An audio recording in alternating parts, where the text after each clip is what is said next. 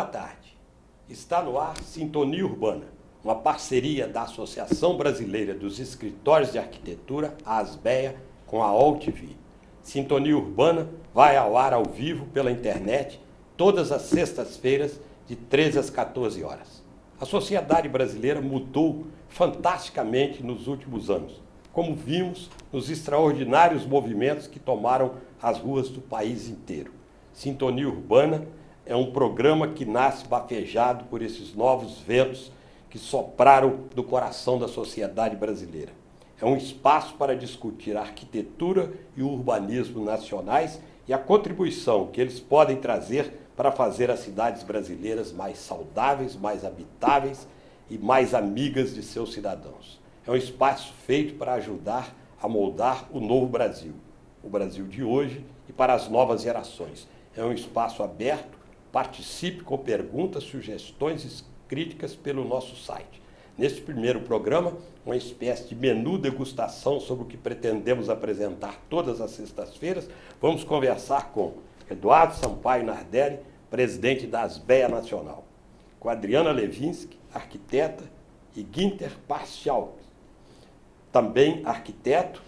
Guinter e Adriana são vice-presidentes da Associação Brasileira dos Escritórios de Arquitetura. Boa tarde, Nardelli, boa tarde, Adriana, e boa tarde, Guinter. Boa tarde. Olha, eu vou começar com uma pergunta para os três. Eu disse que este é um programa de arquitetura e urbanismo que pretende mostrar o que arquitetura e urbanismo podem fazer para melhorar a vida dos cidadãos, aquilo que todo mundo pediu nas ruas, quando fala de saúde, fala de educação, mas fala também de qualidade de vida. Qual é a contribuição que eles podem dar? Arquitetura e urbanismo, os profissionais que trabalham. Eu começaria, vocês me desculpem, pela Adriana. Muito obrigada. Bom, é interessante a gente enquadrar a vida urbana na relação das pessoas com o espaço público, né? Isso significa uma história criada entre as pessoas e o seu espaço, entre os sentimentos, a realidade do vínculo dessas pessoas com o seu espaço, a responsabilidade que é criada por essas pessoas para cuidar e interferir nos seus espaços, né? Então, arquitetura e urbanismo, evidentemente, vem com uma capacidade de poder ter um olhar crítico sobre esse panorama e do planejamento no sentido de conseguir aproximar o que é o espaço físico, cultural e emocional das pessoas que são as usuárias e que se relacionam com esse espaço para transformá-lo em lugar, né? Eu entendo que é dessa maneira que a arquitetura e o urbanismo podem transformar espaços em lugares. Nardelli. Bom, eu acho que a gente tem uma relação, como a Adriana colocou, muito direta entre o trabalho do arquiteto e urbanista e a questão do espaço, né? E se a gente for escutar as ruas, nós estamos falando, obviamente, do espaço público.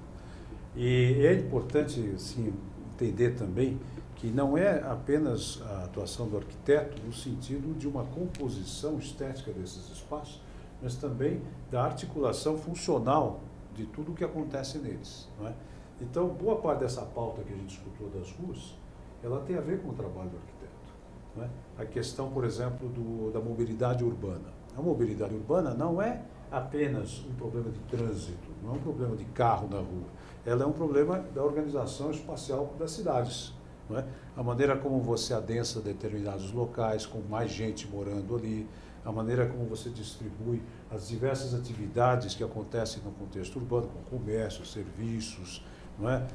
As atividades institucionais, escolas, etc. Então, eu acho que tem tudo a ver, não é, com a questão do trabalho do arquiteto, tudo isso que nós estamos vendo nesse momento acontecer nas ruas do nosso país. Guita.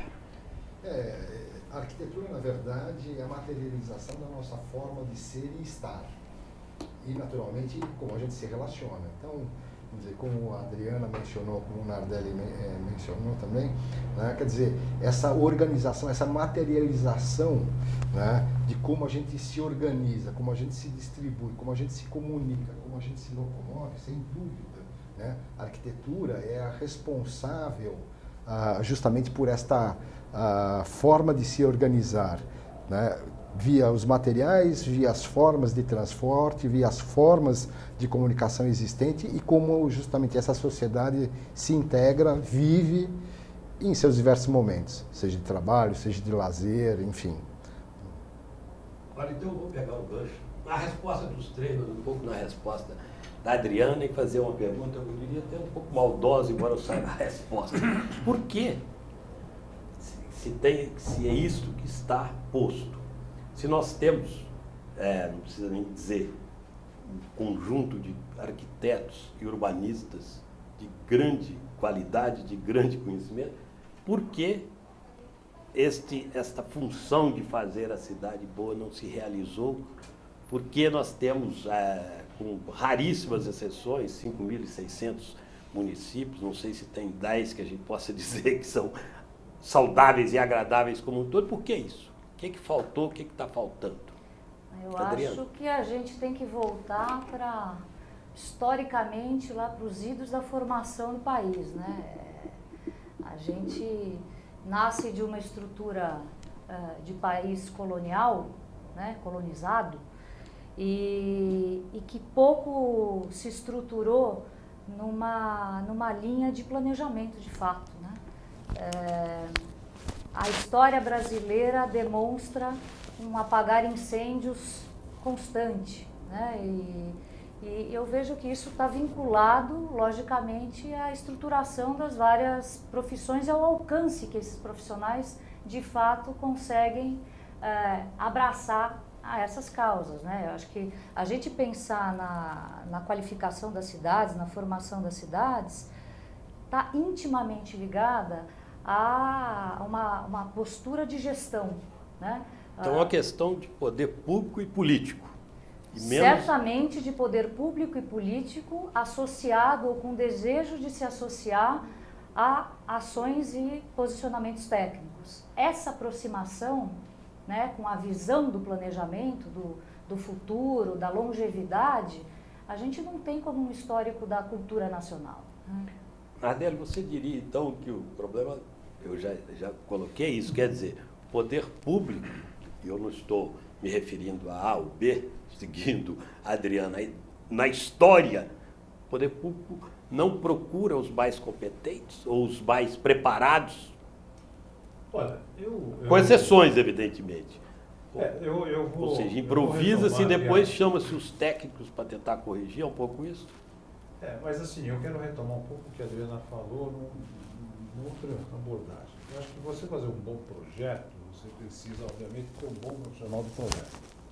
Então, se você não tem um bom profissional do projeto, você não consegue fazer um bom projeto, primeira coisa. Mas também você precisa ter um bom cliente. Se você tem um cliente que está interessado na qualidade do que está sendo proposto, não é? Realmente você tem, como arquiteto, muito mais condições de desenvolver um trabalho de qualidade. No caso que nós estamos, quem é o contratante? Né? Se é o poder público o contratante, quer dizer, quem é que está por trás do poder público que está contratando? Essa é uma questão muito importante. Não é? Infelizmente, a história do Estado, da formação do Estado brasileiro, a maneira como as elites brasileiras se relacionaram sempre com o Estado brasileiro, não é das melhores no sentido republicano da palavra. Portanto, os interesses da sociedade, etc., nem sempre prevaleceram nas contratações dos grandes projetos brasileiros. Não é? Então, eu acho que esse é o primeiro ponto para a gente conversar. O segundo é o seguinte: além de ter um bom contratante, além de ter um bom profissional contratado, é preciso ter um bom contrato. Não é? E quando a gente olha para a legislação brasileira de contratação de trabalhos de arquitetura, de projetos de um modo geral, a gente verifica que nós não temos uma boa legislação nesse sentido. Nós temos hoje, por exemplo, a Lei 8666, que provoca o quê? A contratação por menor preço. Então, olha que interessante, o próprio Estado, né, o próprio contratante, ele não vai olhar para a qualidade do que ele está contratando. Ele está olhando para quê? Por quanto ele vai pagar assim, à vista, né, no projeto. Quer dizer, ele não está preocupado se aquele projeto é um projeto que vai significar uma economia de longo prazo. Ele está preocupado com quanto ele vai pagar o projeto imediatamente. Então, essas distorções que nós temos na nossa legislação dificultam ainda mais, não é, a solução de problemas que poderiam ser resolvidos de uma forma bastante simples. Agora, nós percebemos o seguinte, mesmo, quer dizer, as cidades brasileiras se desenvolveram anarquicamente. E mesmo as cidades que foram planejadas, eu cito 3 exemplos aqui, Goiânia, Belo Horizonte e Brasília, viraram anarquias. Não é isso? A questão que se põe agora é o seguinte, só que elas estão insuportáveis. Guinter, essas cidades têm conserto? Acho que assim, conserto, tudo tem, né? A gente pega, por exemplo, a história de Londres, alguns anos atrás, ou vários anos atrás, o Rio Thames era completamente poluído e deram um jeito. Naturalmente precisa haver, né, interesse político, né? Mas me parece também que uma das grandes dificuldades e que também, de certa forma, originaram, vamos dizer, esse tipo de forma de crescimento, de aglomerado desordenado, foi justamente vamos dizer, justamente pelo desenvolvimento da nossa sociedade, que nunca preservou e nunca, de certa forma, fomentou o aspecto sociedade, e sim sempre o aspecto particularizado, os interesses mais privados, os interesses mais exclusivos de um grupo ou outro, né?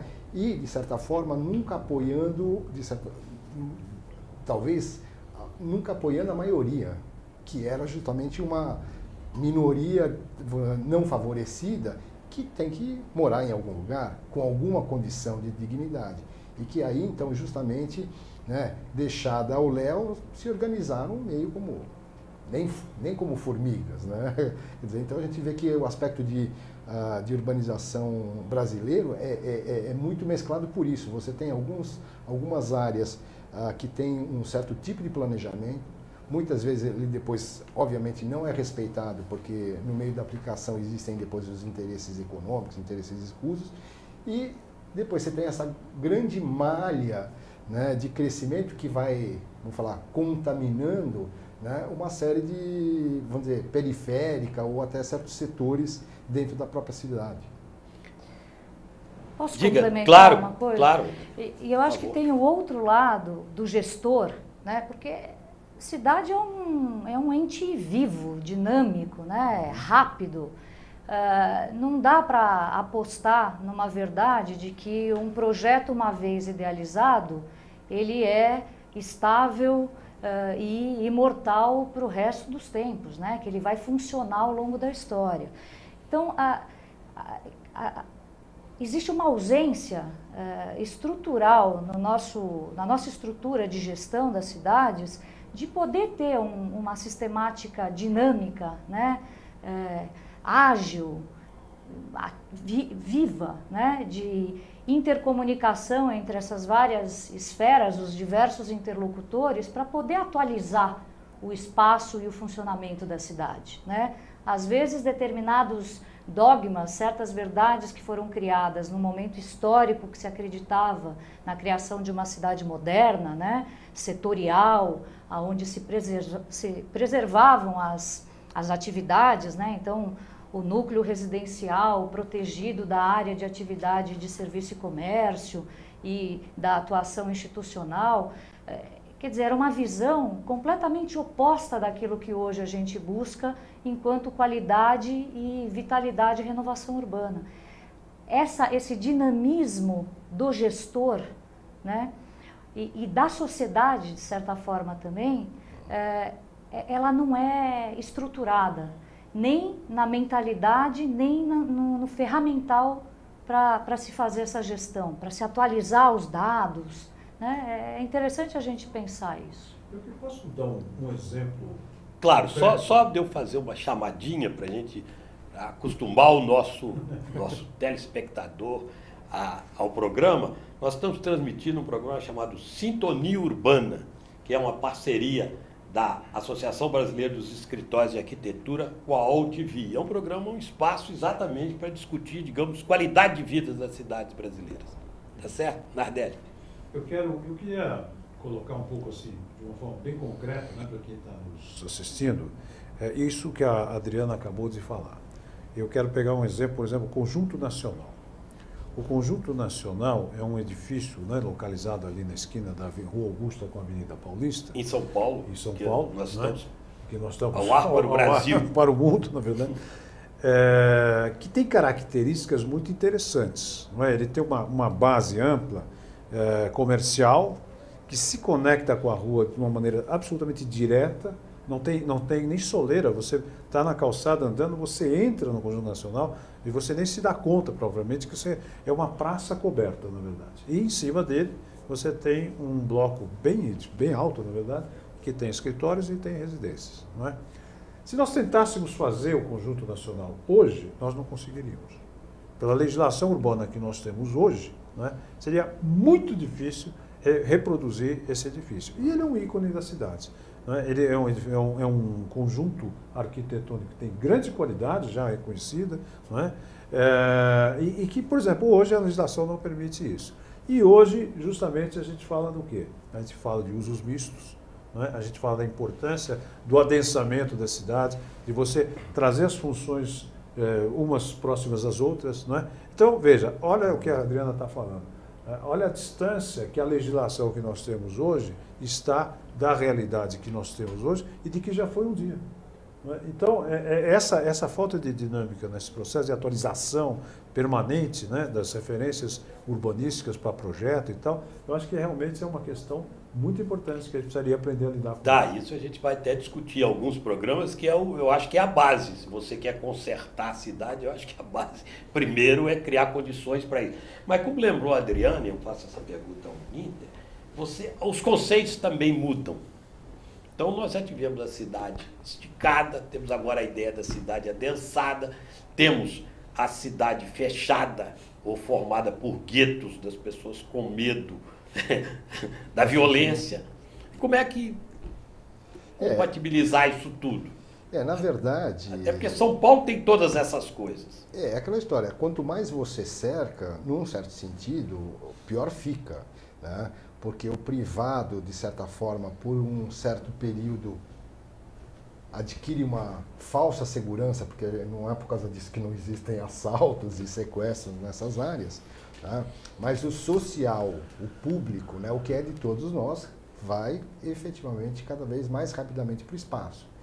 Então, o ideal seria justamente essa coisa de... A gente pega, por exemplo, em algumas outras sociedades, que de uma casa para outra não tem muro. Né? Aqui não é que não tem muro na frente da porta, né? Quer dizer, 3, 4 muros. 3, 4 muros, 4 metros de... Exato. Então, assim, você não tem perspectiva visual, você não tem o pertencer, né? Nem de fora para dentro, como de dentro para fora. E, portanto, então, quem toma conta? Toma conta quem quer, quem é o mais corajoso no sentido de, né, buscar suas necessidades, que geralmente é a bandidagem. Tá? E aí a gente vê como está a situação, né, da questão de segurança, onde você pode andar a pé, onde você pode efetivamente ter um pouco de lazer. Né? E isso estimula muito, eu acho que esse caminho completamente nocivo para o que deveria ser uma sociedade. Olha, nós temos aqui já duas participações aqui no chat. Um comentário, Canavarro, ele só observa o seguinte: isso vai ser inevitável. Ele diz o seguinte, mas falando aí de políticos e poder público, ele só faz observações. Mas os vereadores aprovam que tem interesse e não interesse da cidade. Isso a gente vai ouvir sempre. E tem Lucas que está dizendo o seguinte, faz uma pergunta: como está o pensamento urbanístico, né? Com a preocupação cada vez maior com a sustentabilidade? Há alguma incompatibilidade entre a necessidade cada vez a cobrança mais de sustentabilidade, de qualidade, digamos, ambiental e a construção e obras e outras coisas? Eu completo a pergunta do Lucas. Assim, a preocupação, de certa forma, existem de formas isoladas, né? Então, a gente vê muito, prédio certificado, ou então, como a própria ASBEA aqui lançou um guia um manual de escopo, né, para contratação de projetos sustentáveis. Então, naturalmente, existem clientes e projetistas, né, vamos dizer, interessados e dedicando energia nesse sentido. O problema é que não adianta meramente, óbvio, uma parte é o edifício de uma certa forma isolada, mas de outra, sem dúvida, é esse contexto urbano, da mesma forma que o Nardelli falou, né? Se a gente pegar então um conjunto nacional, né, que era já então um uso misto, um edifício multiuso, né, que então de certa forma desestimularia ou então minimizaria a necessidade, né, pelo menos de muita gente se deslocar quilômetros para lá e para cá, que então mexe com a questão da mobilidade, passa por aí, né, por uma legislação que permite, né, criar bairros ou criar empreendimentos que, de certa forma, somados um a um, vão propiciar um menor impacto para a cidade. E isso também passa pela questão da sustentabilidade, né? Então não é só a água, não é só o ar, não é só isso, é um conjunto, né, quer dizer, de ações que vão permitir cada vez mais que a nossa interferência no dia a dia no planeta, né, sejam mais longevas e, ao mesmo tempo, causem menos impacto à mamãe natureza. Diga, Adriano. Vou dar um depoimento mais positivo. Pessoal, ou pessoal. Otimista. Eu acho que a gente está caminhando num sentido positivo aí com relação à sustentabilidade, né? Se essas práticas começam mais pontualmente, num primeiro momento, eu acho que a gente consegue hoje verificar que existem de fato exemplos comprovados de economia, né, de novas economias criadas a partir das oportunidades de reciclagem, de reutilização de materiais, de sistemas. Então, isso vai se estruturando na sociedade de uma forma geral, né? Então, eu acho que agora pensando, por exemplo, nos marcos regulatórios, nos planos diretores, no plano de gestão de resíduos sólidos, né? Então tem uma série de ações que vão criando corpo, vão criando importância e que demonstram uma atenção, talvez com um grande atraso, né, em função dos estragos todos que já aconteceram, mas de uma sociedade que se capacita nesse sentido, né, com a lentidão que se caracteriza aí, que em geral é mais lento o processo de capacitação, de compreensão do desastre, né, do que o próprio processo em si de deterioração, de degradação das cidades que a gente vem passando. Mas eu vejo um caminho positivo nesse sentido, até porque eu acho que é uma questão de salubridade emergencial, né, no tratamento de todos os polos urbanos, mundialmente falando, né? Agora, pegando uma questão que foi o foco inicial desses movimentos, fantásticos movimentos, apesar de algumas distorções que nós tivemos em junho, a questão dita mobilidade urbana, transporte público. Esse é um ponto central, né? Me parece que foi de onde nasceu e é hoje a maior preocupação da população. De qualquer cidade que tenha mais de 500 mil habitantes. E o Brasil tem 50 ou 60 cidades nesse tom, não problema paulista. Tem as cidades que estão tomadas. Onde e como ter uma saída rápida para isso? Visão de arquitetura. Bom, saída rápida para isso, eu acho que não existe, porque é como quando a gente tem um problema no ombro, não é? E você descobre que levou 10 anos para criar aquele problema por uma postura errada que você assumiu durante muito tempo. Então, eu acho que primeiro a gente deveria entender a causalidade disso aí para começar a mexer direitinho. Então, por que as cidades brasileiras não andam? As cidades brasileiras não andam por duas razões muito importantes. A primeira delas é a estrutura urbana, ou seja, a maneira como elas foram organizadas. Aliás, a Adriana já falou até sobre isso de uma forma muito clara, não é? Quer dizer, a forma como se estruturaram as cidades brasileiras foi caótica. Então, uma hora cresceu para um lado, outra hora cresceu para outro. E eu devo dizer que dos anos 60 até os anos 80, nós tivemos uma prática terrível né, fomentado inclusive pelo Estado, que foi a criação desses grandes conjuntos habitacionais, essa coisa toda, que devido ao preço da terra, não é, tiveram que se localizar nas grandes periferias das grandes metrópoles brasileiras, grandes cidades, e esgarçaram, digamos assim, o tecido urbano, não é, levando para longe do local do trabalho um contingente enorme de população que depois tem que se deslocar para poder trabalhar naquelas áreas centrais. Então, isso é um problema estrutural, nós temos que reverter isso, primeira coisa. Segunda coisa é o problema de não se investir no transporte público. O automóvel foi vendido ao longo do século XX como uma grande realização das pessoas, não é? O estado de felicidade máximo do ser urbano, não é? E chegou a um ponto que não há rua suficiente para todo mundo circular com o seu próprio automóvel. Agora, o que me preocupa, Zé Márcio, é o seguinte: esse diagnóstico que eu estou falando aqui não é meu e nem é novo. Nós já sabíamos disso há uns 20 anos atrás, pelo menos, né? O que me preocupa é ver que os governos atuais continuam reeditando esse tipo de coisa. Por exemplo, o programa Minha Casa Minha Vida. A maior demanda do programa Minha Casa Minha Vida está na faixa de 0 a 3 salários mínimos, não é? Que é onde realmente você tem um déficit habitacional significativo.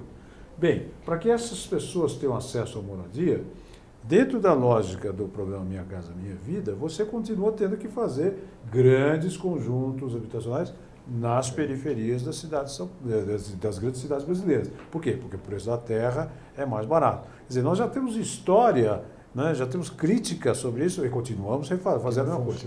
O governo federal, para salvar o Brasil recentemente da crise mundial, o que é que fez? Não é? Criou um programa de isenção de IPI para que todo mundo comprasse carro e a indústria automobilística se movimentasse.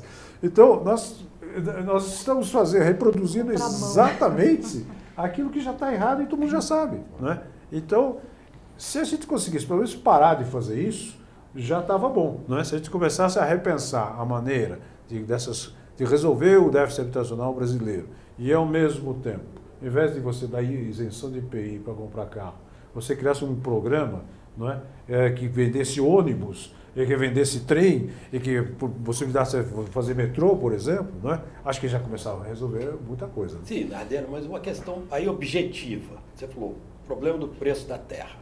Como é que resolve-se isso?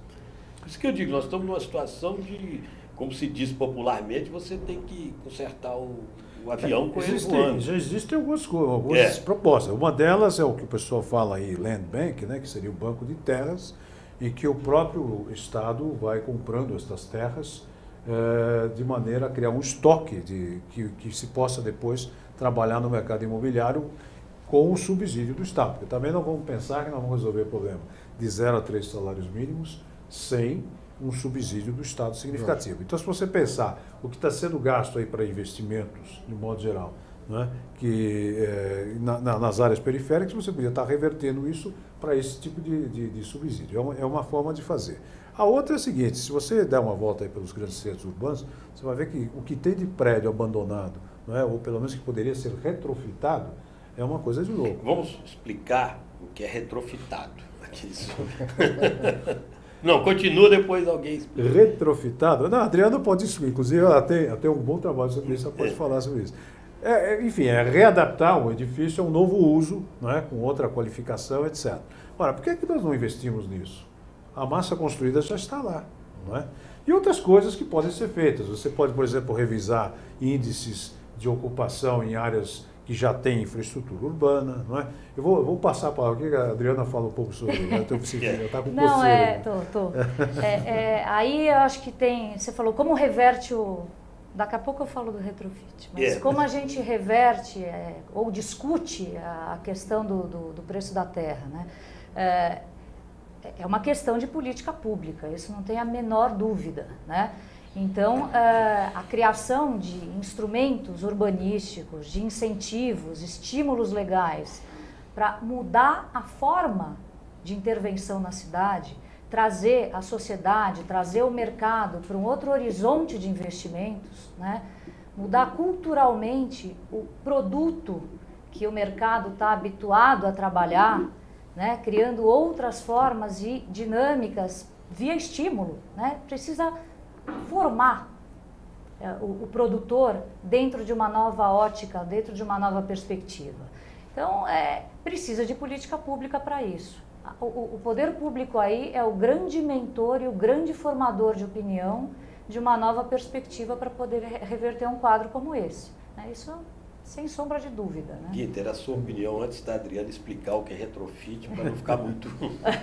Não, sem dúvida. Além do que, eu acho que é o seguinte, quer dizer, hoje em dia, se a gente pega como funciona a Minha Casa Minha Vida, né? Quer dizer, é o terreno mais barato, com a construção mais barata e compre quem quiser.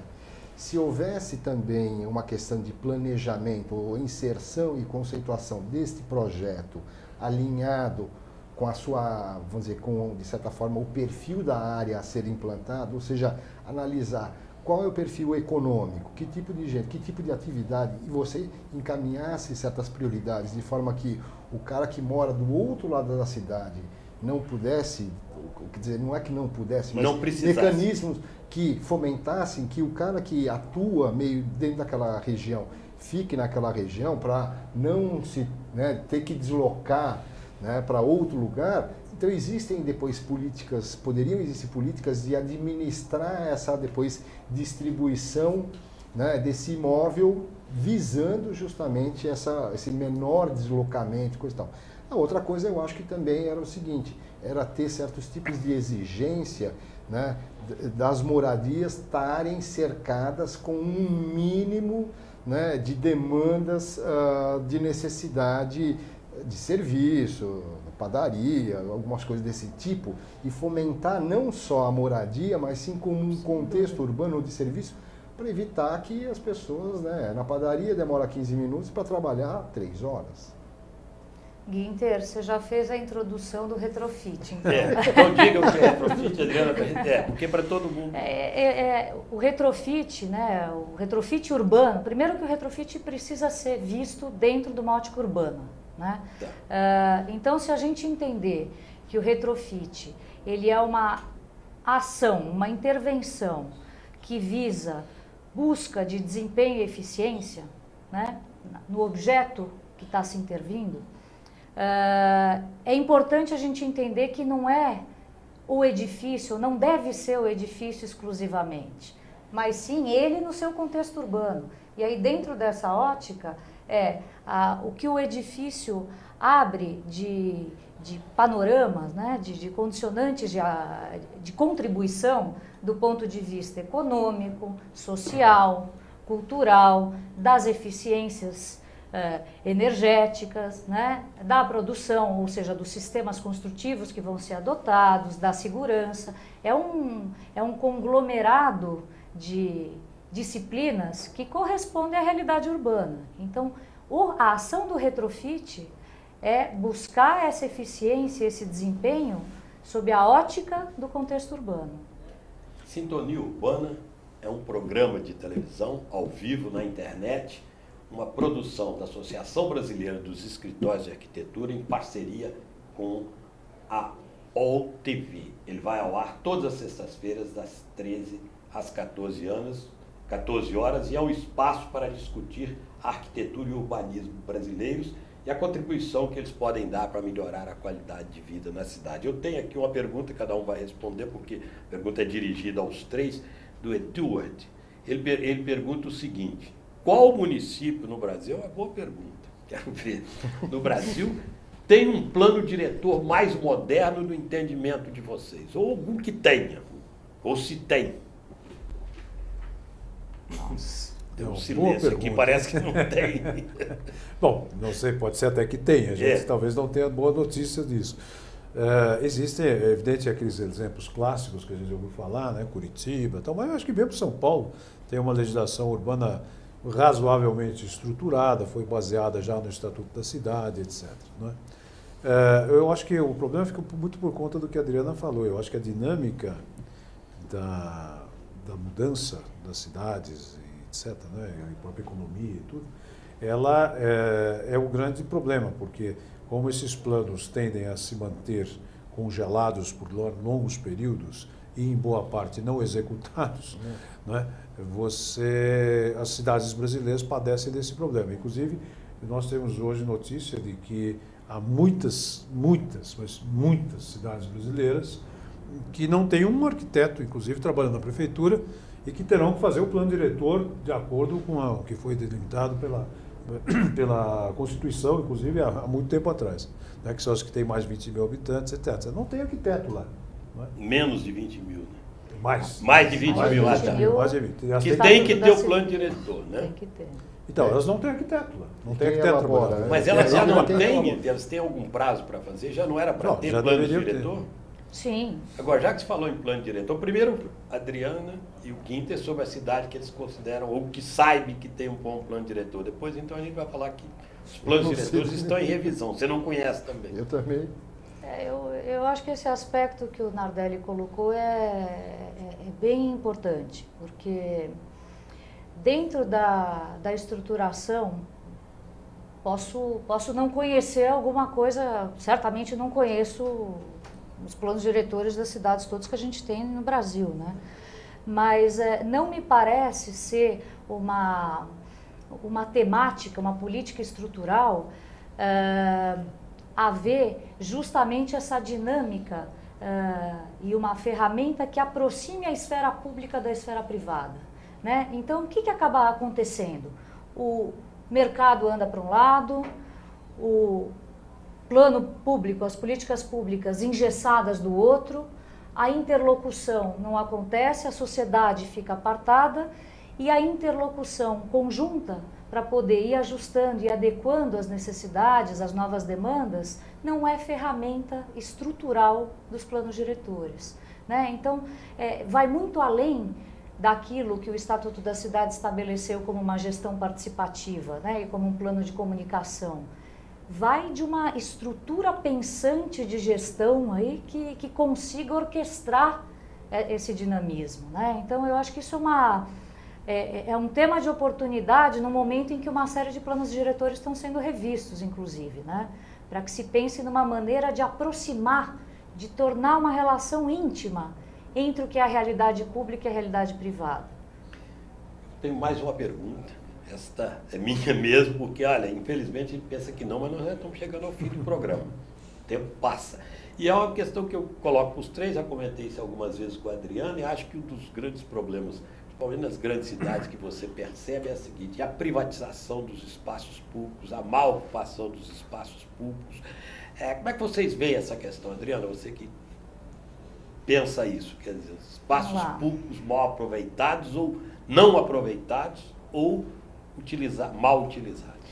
Então, vamos partir da premissa de que tudo que é bem cuidado precisa ter uma relação de vínculo, né? Alguém precisa cuidar, né? Então, os modelos de responsabilidade para poder se estruturar a manutenção e o cuidado e a qualificação dos espaços públicos depende de um desenho. São diversos os modelos, né? Ou o poder público sozinho vai fazer a gestão e a manutenção do seu patrimônio, ou ele vai eventualmente pedir ajuda, né? Ou pedir contribuições para que a iniciativa privada possa também participar. Muitas vezes a iniciativa privada usuária daquele espaço, amorosa daquele espaço, tem muita contribuição a dar no dia a dia, no cuidado daquele lugar, né? Então, imaginar um formato de cuidado para com a cidade que tenha diversas possibilidades, seja do poder público, seja da iniciativa privada ou da composição de ambos, eu acho muito positivo. Eu acho que a gente caminha nesse sentido, inclusive buscando qualificar as PPPs, né, que a gente ouve tanto falar, mas que ainda estão muito frágeis na sua estruturação. Esse é um tema que merece um aprofundamento, porque ele vai dar para a gente sinais de quais são os modelos de se poder cuidar da cidade com tamanha complexidade de problemas que a gente tem, né? Tá certo. Nardelli, 1 minuto. Eu quero dizer uma coisa, frisar a palavra público. Espaço público não quer dizer que é espaço do Estado. Inclusive, as manifestações nas ruas mostram que o público é de todos. E o Estado é um dos agentes do processo. E a iniciativa privada é outro agente do processo. Então, a gente nunca deve imaginar que a intervenção da iniciativa privada é sempre ruim no espaço público. Ela pode ser muito boa no espaço público e às vezes até melhor do que a intervenção do Estado, se ela trouxer recursos e trabalhar democraticamente o espaço público como ele deve ser trabalhado. Então essa é uma questão que eu acho muito importante, porque nós vivemos num país em que, em geral, as pessoas acham que o que é público é do Estado. Mas não, o que é público é da sociedade. E a forma de gerir esse espaço público é a sociedade que tem que decidir, usando agentes privados e usando os agentes do Estado. Então, acho que essa é uma questão muito importante para desmistificar certas discussões que às vezes acontecem. Guida. Bom, o Adriano e o Nardelli estão com total razão. Quer dizer, essa coisa da parceria público-privada é fundamental, né? O privado tem lá uma série de interesses e o que me parece é que o público, né, essa questão da administração do órgão público, deveria justamente ter como foco administrar este zelo, né, e essa intenção para com o coletivo, para com a sociedade, onde o privado também tem o seu interesse e ela deve justamente administrar para não deixar ele exacerbar por interesses ou individualizados ou escusos perante a coletividade. No fundo, a gente está falando das pessoas. E somos nós que vivemos na sociedade e na cidade. Estamos encerrando Sintonia Urbana. Voltamos na próxima sexta-feira, às 13 horas. Obrigado, Nardelli. Obrigado, Adriana. Obrigado, Guinda. Até a próxima semana.